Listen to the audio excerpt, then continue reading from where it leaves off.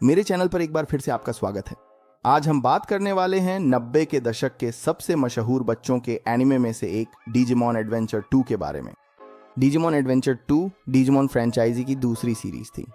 हम शो के इतिहास के बारे में थोड़ी देर बाद बात करेंगे, लेकिन आगे बढ़ने से पहले इस चैनल को सब्सक्राइब करना ना भूलें और बेल आइकन दबाना भी, ताकि आपको कभी भी कोई अपडेट मिस ना हो। तो अब बिना किसी देरी के चलिए शुरू करते हैं। डिजिमॉन एडवेंचर 2 पहली बार 2 अप्रैल 2000 को फूजी टीवी पर प्रसारित हुआ था, ठीक एक हफ्ते बाद जब ओरिजिनल डिजिमॉन खत्म हुआ था। ये शो अंततः 25 मार्च 2001 तक चला। सीरीज की अन्य कड़ियों के विपरीत एडवेंचर 2 पहली सीरीज का सीधा सीक्वल है, जिसमें डिजिमॉन डिजिटल मॉन्स्टर्स, जिसे जापान में डिजिमॉन एडवेंचर के नाम से जाना जाता है, के कुछ मुख्य किरदार भी शामिल हैं। आखिरकार डिजिमॉन एडवेंचर 2 कुल 50 एपिसोड तक चला। तो चलिए कहानी में उतरते हैं।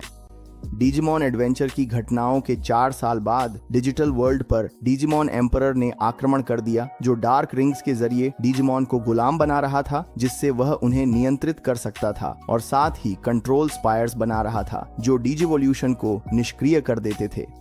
उसे लड़ने के लिए 3 नए डिजी डेस्टिन्ड को चुना गया। डेविस, जो प्रभावी रूप से नया गॉगल बॉय है, यानी समूह का नेता, जिसकी गर्म मिजाजी स्वभाव के कारण वह अक्सर मुसीबत में पड़ जाता है, भले ही उसका दिल बहुत बड़ा है।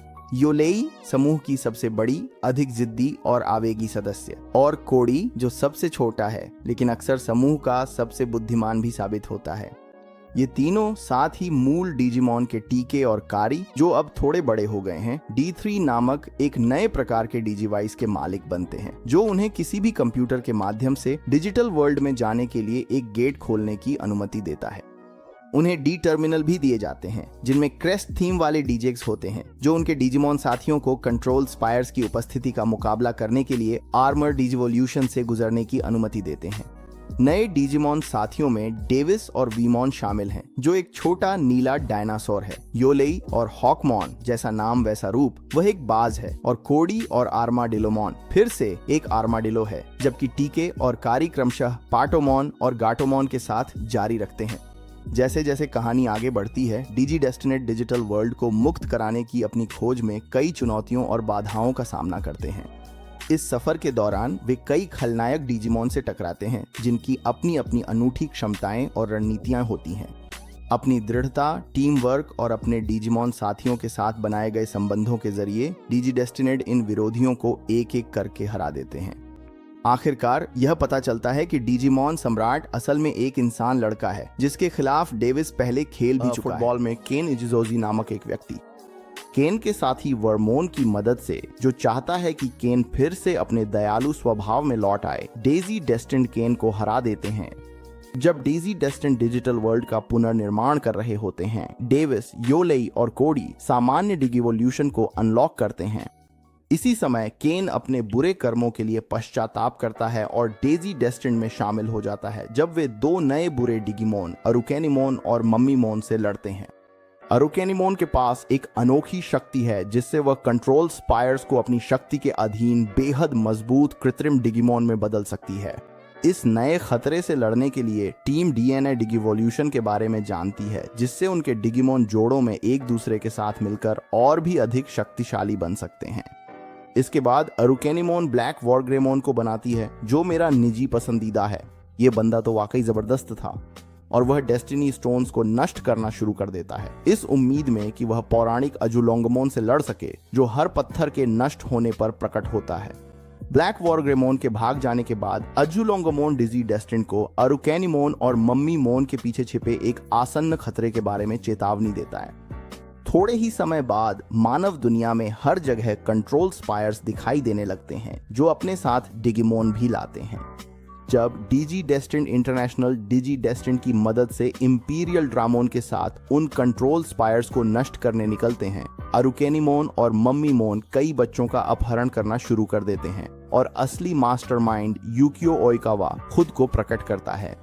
यूकियो डार्क स्पोर निकालता है, जो एक ऐसा उपकरण है जिसने केन को भ्रष्ट कर दिया था और उसे मूल रूप से बुरा बना दिया था, और वह इसे उन अन्य बच्चों में प्रत्यारोपित कर देता है जो पुराने बुरे केन जैसी महानता की इच्छा रखते हैं। वे स्पोर्स फूलों में बदल जाते हैं, जो संक्रमित बच्चों की ऊर्जा को इकट्ठा करते हैं। आखिरकार डिजी डेस्टिन्ड यूकियो का सामना करते हैं, लेकिन उन्हें पता चलता है कि वह एक बेहद अकेला इंसान है जिसका दुनिया में केवल एक ही दोस्त था, हिरोकी हिता, कोडी के पिता। हिरोकी और यूकियो जब छोटे थे तब पुराने वीडियो गेम खेला करते थे और धीरे धीरे वे डिजिटल वर्ल्ड के प्रति जुनूनी हो गए और एक दिन वहां जाने का सपना देखने लगे। लेकिन दुख की बात है कि कोडी के पिता हिरोकी उनके साथ जाने से पहले ही चल बसे, जिससे यूकियो गहरे दुख में डूब गया। इसी बीच डिजी डेस्टिन्ड एक नए दुश्मन डेमन कॉर्प्स और उनके नेता डेमन, जिसे डेमन भी कहा जाता है, का सामना करते हैं। अंग्रेजी डब तुम इतनी संवेदनशील क्यों हो, जो केन के अंदर मौजूद डार्क स्पोर का इस्तेमाल करना चाहता है। डेमन को केन द्वारा डार्क ओशन नामक एक अलग आयाम में कैद किए जाने के बाद ब्लैक वॉरग्रेमोन खुद को बलिदान कर देता है ताकि यूकियो और बच्चों के वहां पहुंचने से पहले डिजिटल वर्ल्ड के पोर्टल को सील किया जा सके। ब्लैक वॉरग्रेमोन के लिए एक बार तालियां बजाइए, उसने तो वाकई में रिडेम्पशन आर्क पा लिया था। इसके बाद डिजी डेस्टिन्ड यूकियो के साथ ड्रीम वर्ल्ड में पहुंच जाते हैं और यूकियो के शरीर से एक इकाई निकलती है जो कोई और नहीं बल्कि पहले डिजीमॉन एडवेंचर के मायोटिज्मॉन के रूप में सामने आती है। एडवेंचर सीरीज में जो हर चीज के पीछे असली मास्टरमाइंड रहा है। मायोटिज्मोन डार्क स्पोर्स की ऊर्जा का उपयोग करके फिर से जन्म लेता है और मायोटिज्मोन बन जाता है। दुनिया भर के डिजी डेस्टिन्ड की मदद से जो अपने अपने अंदर मौजूद प्रकाश और डिजिटल वर्ल्ड को फिर से शांतिपूर्ण बनाने की उनकी इच्छाओं का उपयोग करते हैं, डिजी डेस्टिन्ड मायोटिज्मोन को हराने में सफल हो जाते हैं। यूकियो, जो अब डिजिटल वर्ल्ड में प्रवेश करने के लिए बहुत कमजोर हो चुका है, उसकी मृत्यु के साथ ही उसका संरक्षक बन जाता है। आखिरकार डिजिटल वर्ल्ड में शांति लौट आती है और डिजिटल वर्ल्ड और असली दुनिया के बीच की सीमा टूट जाती है, जिससे अंत में हर इंसान को अपना खुद का डिजिमोन साथ ही मिल जाता है और कहानी यहीं समाप्त होती है। मूल सीरीज के विपरीत इस बार पात्रों के पास अपनी इच्छा से डिजिटल वर्ल्ड और असली दुनिया के बीच यात्रा करने की क्षमता थी, जिससे दांव उतने बड़े महसूस नहीं होते थे जितने कि ओरिजिनल डिजिमोन में थे, क्योंकि पहली कास्ट चाहे अच्छा हो या बुरा मूल रूप से डिजिटल वर्ल्ड में फंसी हुई थी। डिजिमोन एडवेंचर 2 के सबसे आनंददायक पहलुओं में से एक था विभिन्न डीजी एग्स और उनकी संबंधित डिजिवोल्यूशंस की विविधता और अनूठापन। हर डीजी एग ने एक अलग डिजिमोन रूप को जन्म दिया, जिसमें अद्भुत डिजाइन और क्षमताएं दिखाई देती थीं, जो दर्शकों को हमेशा मोहित कर देती थीं। आग उगलने वाले फ्लेमड्रामोन और फुर्तीले हालसेमोन से लेकर शक्तिशाली शुरीमोन और आकर्षक नेफर्टिमोन तक डीजी एग्स के माध्यम से पेश की गई डिजिवोल्यूशंस की विविधता हमेशा उत्साह और प्रत्याशा का एक स्थायी स्रोत थे। इन डिजिवोल्यूशनों को और भी रोमांचक बनाने वाली बात यह थी कि ये डिजी डेस्टिन्ड के व्यक्तित्व और विशेषताओं के साथ पूरी तरह मेल खाते थे, जैसे डेविस का साहस का डीजेग या कोडी का ज्ञान का डीजेग। हर डीजेग किसी विशेष डिजी डेस्टिन्ड के साथ जुड़ा होता था, जो उनकी ताकत और गुणों को दर्शाता था और मानव तथा डिजिमोन के बीच एक मजबूत बंधन बनाता था।